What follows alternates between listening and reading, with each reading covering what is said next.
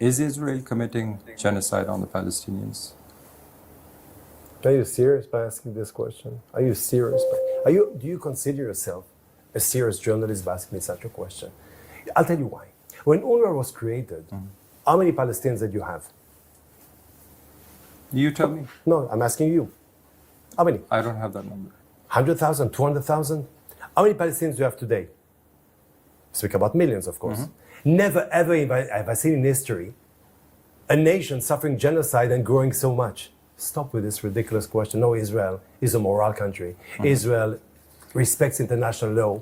Israel respects humanitarian law, and Israel has the right to defend itself. Okay. And this is something that I'm afraid you don't accept, you don't agree.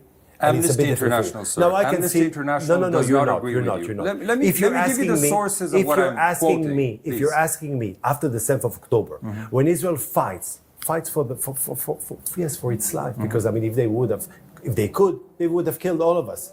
So if we defend ourselves, and you speak of a genocide, when in the last 20 years, I mean, you did have wars against terrorism, and you would never have such a question to other nations.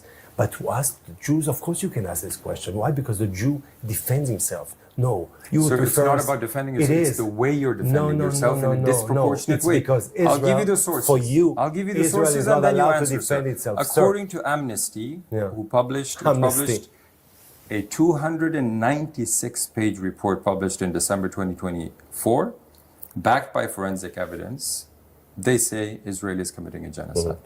Your response to that? It's a bunch of liars and lies. So and Amnesty again, as I International said, is lying about Israel? Israel committing a genocide, and you think I should respond to such a thing when I have all my boys dying because, I mean, instead of sending my jets, I mean, kids are going inside, and I've seen it. And you talk to me about genocide when I bury my children?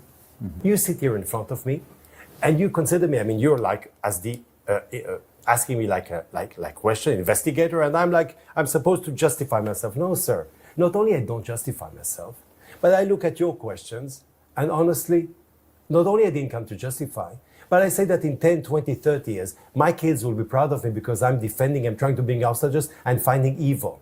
What you're doing right now is defending evil. And this is absurd, this is gross, and this is not very respectful for you and your profession.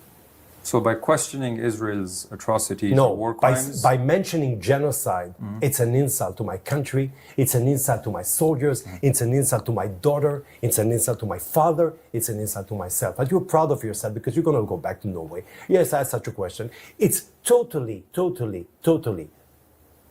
untrue, absurd, a lie. But what do you care? Okay.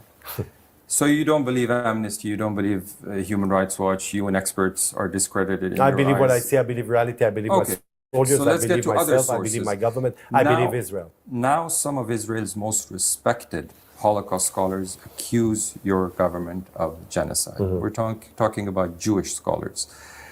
Professor Amos Goldberg, you know him well, I presume, a leading Israeli Holocaust historian, wrote, yes, it is genocide, it is difficult and painful to admit, but after 6 months of brutal war, we can no longer avoid this conclusion. This is one of the most respected Jewish scholars saying that your government is committing genocide. 9 people here in Israel, or the Jews in Israel, are very proud of their army. You can quote 1, you can quote 2.